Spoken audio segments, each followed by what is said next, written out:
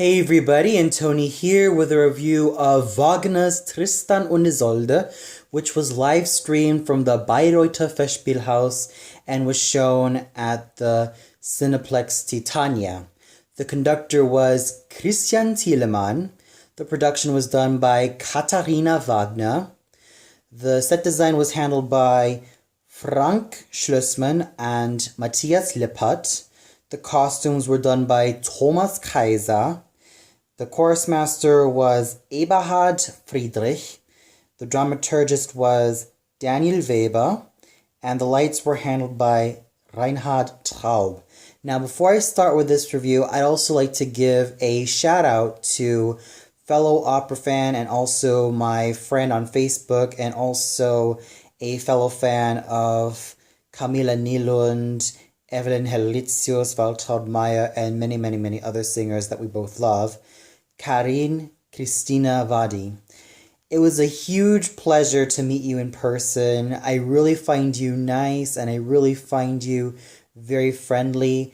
And, well, I find you very enjoyable so far, even though we don't really get to talk to each other so much. But I wish you a lot of fun back in Bayreuth and a lot of other locations in which you really want to see opera. And I'm actually glad that even the both of us really enjoyed this opera so much.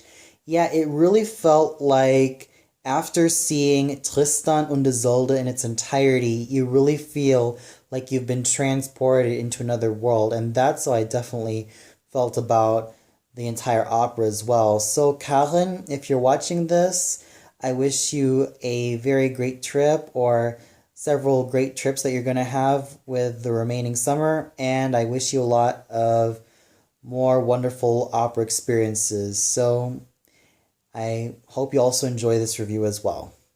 So let's start off with the history of Tristan und Isolde. Now, I've also watched some scenes of Tristan und Isolde in concert form back when I was in Buenos Aires, and something tells me that this might end up being like a sort of summer tradition in which I might end up reviewing something Tristan und Isolde related. Now, as I said before, Tristan und Isolde really requires a lot of great singing, required from a lot of dramatic voices. For example, you have Tristan, who needs to have a very strong, heroic, and youthful Heldentenor voice, the type of tenor voice that sings Othello, Radames, Don José, Jean de Ledan, Sanson, or even the likes of German from Piquedam, and even Pedro from Tiefland, and a lot of these huge dramatic tenor roles. You really need a very strong dramatic tenor in order to sing Tristan, especially in the third act. Now, the third act has this really huge monologue that, according to Stephen Gould, the Tristan of the evening, lasts for half an hour, and you really need a lot of guts and determination to really sing this through. And the thing with Isolde is that you need a Wagnerian soprano. There has been no shortage of Falcon sopranos or Zwischenfach sopranos that have also sung this very iconic Wagnerian soprano role. In fact, a lot of singers who sung Isolde have made their names as well as Brünnhilde, Sieglinde, Ortrud, Kundry, Venus, and to some extent Elisabeth, Elsa, and Eva. In fact, there were a lot of other Isoldes that even sung the likes of Amneris, Octavian, the Wozzeck Marie, Santuzza, Gioconda, and let's see, Didon, Carmen, Cassandre, and many other roles that are either for a Wagnerian soprano or even that of a Zwischenfach soprano or even that of a dramatic mezzo. A lot of dramatic sopranos and dramatic mezzos, well, even though there are very few dramatic mezzos that would dare sing Isolde, have found such great success in this role The role of Corvinal requires a dramatic baritone, the type of baritone that usually specializes in a lot of big verity roles and even some of the dramatic roles as well. Any baritone voice that has sung the likes of Nabucco, Macbeth, or to some extent Giorgio Gemont, or even Telramund, Johanna, or yeah, even a lot of these big dramatic baritone roles. Oh, and I'd also like to mention that with any singer of Isolde, a lot of them would even sing Elektra or The Dyer's Wife from these Richard Strauss operas, which really does require a strong soprano voice to really sing all of Isolde's lines really well. Now going back to Corvinal, he needs a very homogeneous sounding dramatic baritone voice. There has been no doubt there are also bass baritones that have also flocked to this role as well.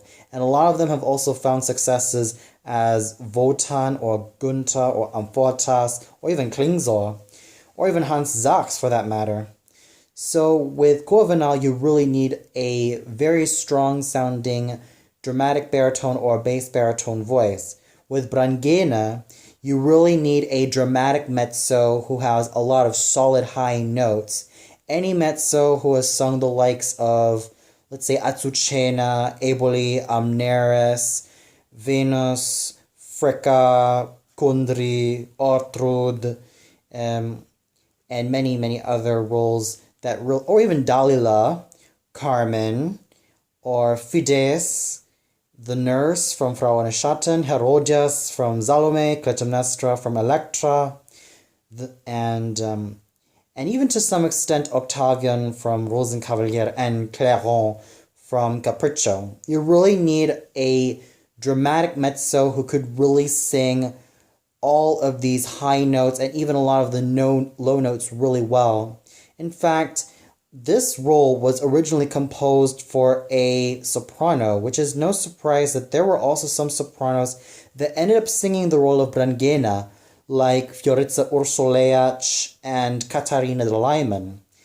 And they found equal successes even as Isolde as well. And that's the thing with Brangena. There are a lot of times in which she needs a Zwischenfach singer in this role, but a lot of times it's mostly required that a dramatic mezzo would end up singing her. And with King Mog, he needs a basso profondo or even that of a basso cantante, as he has a lot of low notes to sing and even some of the high notes to sing, like the high Fs. Any singer who has sung the likes of Philip from Don Carlo, the Grand Inquisitor, Sparafucile, Banco from Macbeth, Boris Godunov, Pimen, Ivan Kovansky, Dosife, and a lot of other great basso roles, really needs a strong voice for King Mog, and even a very smooth sounding voice for this type of character. Yes, there are also smaller characters like Melot, in which you need a character baritone or a character tenor, or even that of a young Helden tenor singing him. And with the Sailor, which is usually given to a lyric tenor, and the Helmsman, who is given to either a fledgling baritone or even a bass baritone, and even the Shepherd, which is usually given to a light lyric tenor or even that of a character tenor. So you really need a strong ensemble cast for Tristan und Isolde, because the thing of the matter with this opera by Wagner is that this is also a love story. This isn't like Romeo and Juliet, in which we got two teenagers really going crazy over each other and their hormones get the best of them. In Tristan und Isolde, we see a couple of 20-year-olds or lovers in let's say their mid-20s, late 20s, while realizing that they might have feelings for each other thanks to Isolde's maid Brangena, who decides that the best thing to do, that instead of the potion of death, she has to give them the potion of love. And a lot of things happen between our star-crossed lovers. So this is also not just a love story, but it's also a story in which this is also about transfiguration, especially when it involves Isolde's Mild und leise. This also talks about death and the longing that one has and the pains that one has, especially when it comes to love. And we do feel that with Tristan in his third act, and he has a very huge monologue as well. So overall, that's the beauty about Tristan und Isolde. It's a monumental work that has a big story, an equally big romantic story, and even that of a heroic story that manages to end itself very poignantly, and you need a lot of great singers for these roles as well. So let's get into what I thought about the production, the singers, and the conducting. Now, the production in general of this opera is really dark. There are a lot of shades of black being used, and what's worth mentioning is that with the opening, you really get to venture yourself into a labyrinth. And that's what I also found great about the cinematography as well.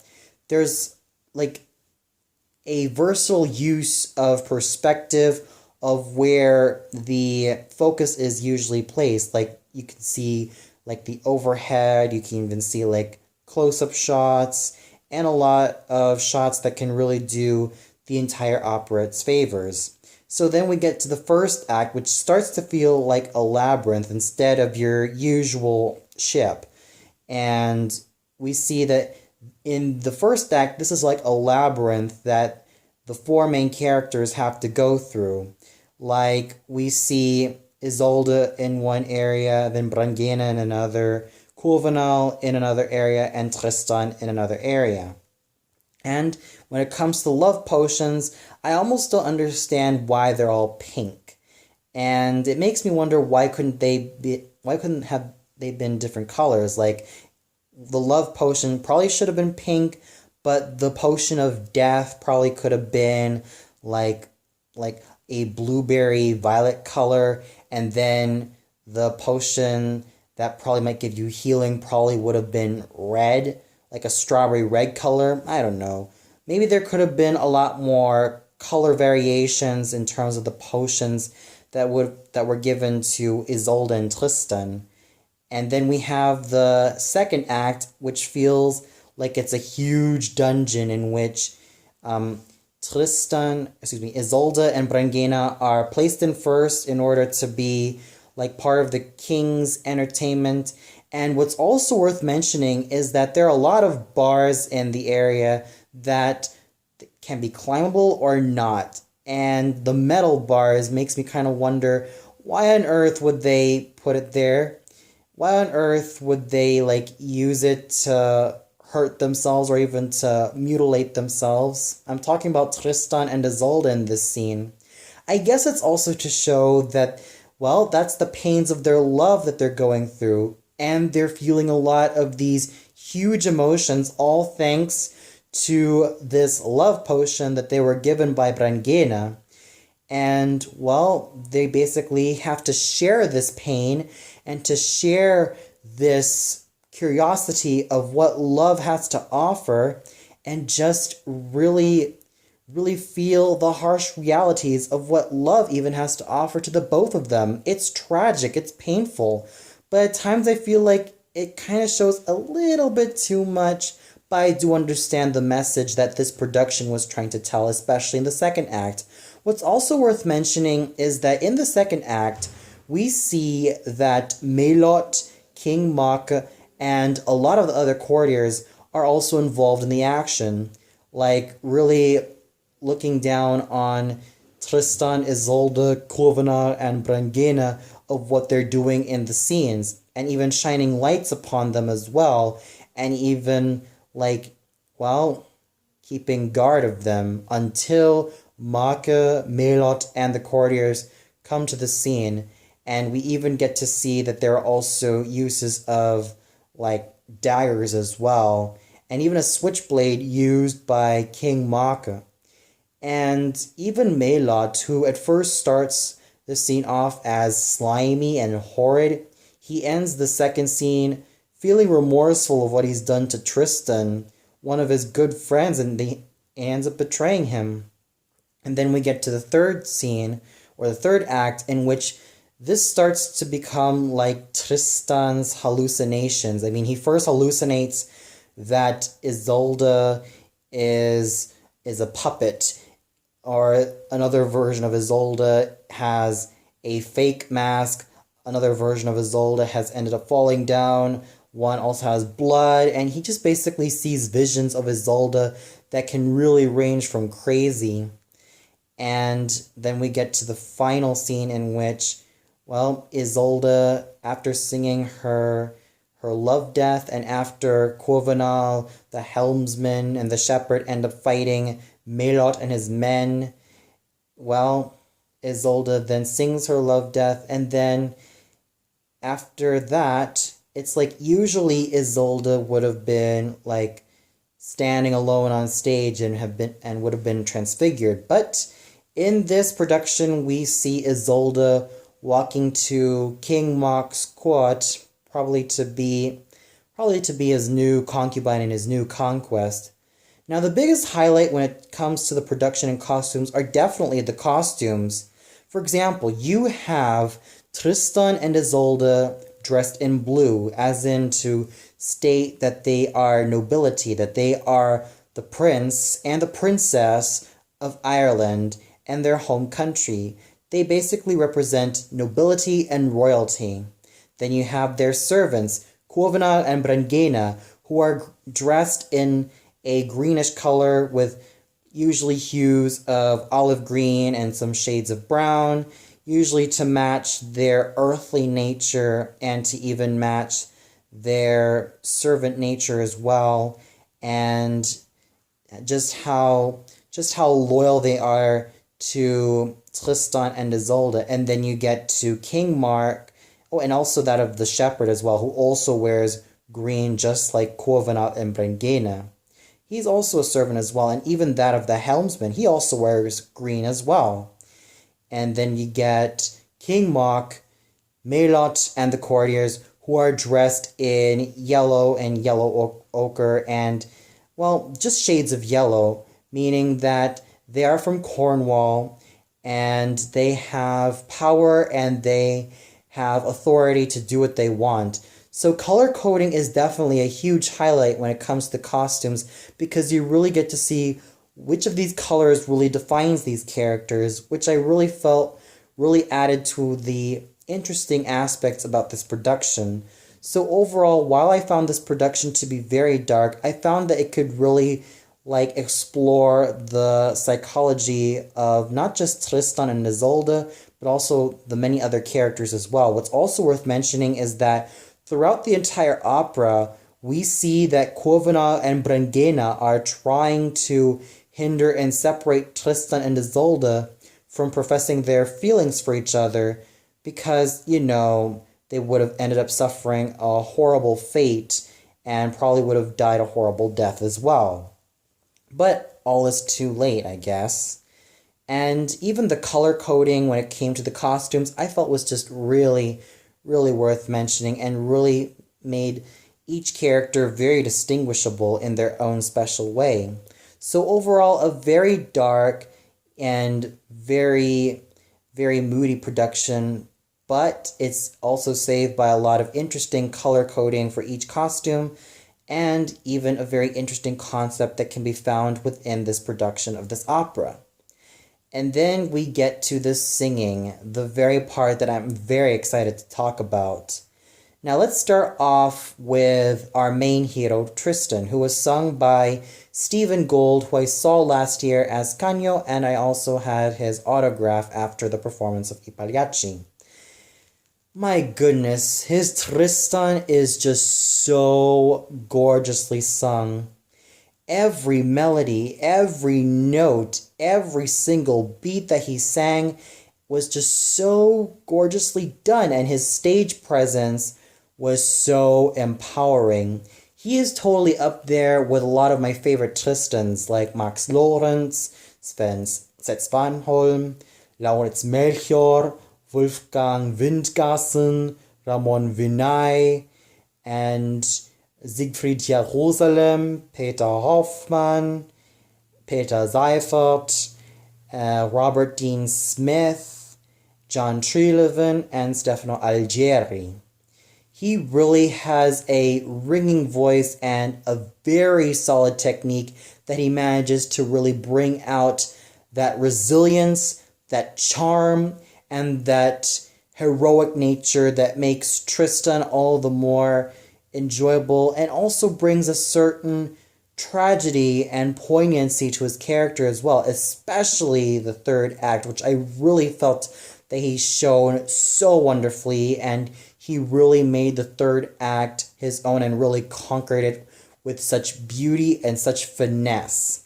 And then we get to the Isolde, sung by Evelyn Herlitzius, who I heard a lot of times on YouTube and even saw her live as Kundry from the Deutsche Oper Berlin's production of Parsifal.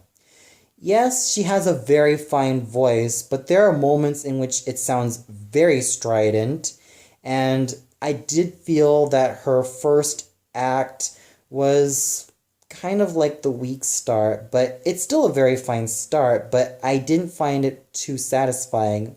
It didn't help that she didn't reach the high B of Den Preis, which was sung in Isolde's Curse. But she did manage to get a lot better, and her hugest highlight definitely has to be both the second act and the third act. Now, those acts were the ones that she really shone in, showing that her voice has definitely warmed up, and her top notes are still very ringing and very, very brilliant as well. And sure, even though her tone may be strident, she still is a very fascinating stage animal. She manages to really get her character down to a T. She manages to show all of her suffering, all of her anger, all of her passion, all of that poignancy, all of those things that really make Isolde such an interesting character. Now, the huge challenge of her singing of Isolde is that she has to really come face to face with a lot of my favorite Isoldes like Helena Braun, Annie Konecny, Erna Schlüter, Astrid Varnay, Martha Mödel, Birgit Nilsson, Gerda Lamers, Ingeborg, Ingrid Bjorner, Ludmila Vorakova, Nadezhda Kniplova, Sigrid Kehl, Gwyneth Jones, Janice Martin, Deborah Pulaski, Gabriele Schnaut, Isolde Eichlepp, Waltraud Meyer, Irene Dalis, and Hedwig Fassbender, Linda Watson, and Violetta Ormana. The competition with her singing Isolde is definitely really tight, but I did feel that Herlitzius manages to do a very fine job, even though I didn't really care for her first act. I did care more for her second act and third act, and especially that of her Liebestod, which was really well sung, and especially when she sung pianissimo. I felt like those areas were the ones that she has sung very well, and she still manages to sing and act her heart out. So it was a very worthy effort of Madame Herlitzius to sing this very challenging role, which is no surprise because she's been singing this role for a very long time. And then we get to the Quovenal, sung by Scottish bass baritone Ian Peterson. Such a very fine voice and a very round and rich timbre, and also a very elegant stage presence that he manages to add to this role. Personally, my favorite Quovenals are Paul Schöffler, Hans Hotter, Josef Metternich, Bernd Weickel, Wolfgang Brendel, Falk Strothmann, and Greer Grimsley. Those are very fine Quovenals, and also Herbert Janssen as well. Now, Ian Pedersen manages to really sing his heart out as Quovenal, and he manages to give such a strong and powerful presence as Tristan's servant, and really makes the role his own and sung his heart out with such pathos and such gorgeosity that is just so addicting to watch, and his stage presence is equally magnificent. Singing the role of Brangena is German mezzocontralto Christa Meyer. Just gorgeously sung and gorgeously acted. This is definitely one of the best Brangenas that I've ever seen of this century. She has a very solid technique, and a very solid way of singing all of her notes, and she has a very plush and very luxurious sounding and very smoky sounding voice that she manages to bring the best out of Brangena's character. She manages to also bring out the troubles that Brangena faces as well. And she is so up there with a lot of my favorite Brangenas, like Kerstin Torborg, Karin Bransell, Elisabeth Höngen, Margareta Klose, Karin Carlson, Regina Resnick, Irene Dalis, Mignon Dunn, Georgina von Milinkovic, who was that again? Olga Schönje, Mariana Lipovchek, Nadine Denise, and Hannah Schwarz. Oh, and also that of Michelle de Jong and Uta Priev and Ljoba Braun. And Ljoba Braun also did sing Isolde, and I also like her Isolde very much. With Christa Meyer, I could really see a lot of wonderful roles coming out for her because she has a very fine timbre and she really has a lot of great acting chops. In the role of King Maka, we have Georg Seppenfeld, who is a very well-known German basso cantante who sings a lot of these noble basso roles. He has also ventured into a lot of the basso profondo roles. He has a very fine voice, and he has a very well-executed voice as well, which really helps in a lot of the scenes involving him, and he has very fine acting capabilities. However, I'm kind of lacking the blackness of tone that is found in singers like Ludwig Weber, Gottlob Frick, Kurt Böhmer, Karl Ridderbusch, Josef Greindl, Martti Talvela, Bengt Rundgren, and Kurt Moll. I did miss that type of blackness, but still, despite that, he manages to have a very fine, plush, and gorgeous sounding basso voice, and really brings a certain likability and certain charm, yet also kind of a devilish nature to King Mok, even though King Mok is usually a noble and very dignified old man. And he manages to sing and act his part really well, and I really enjoyed just watching how his stage presence really is. It's frightening, yet it's very fascinating as well. And then we get to the smaller roles. Let's start off with Melot, sung by baritone Raimund Nolte, who I saw a couple of years ago as the speaker from the Magic Flute. He managed to really bring such a sneering, slimy, despicable presence to Melot.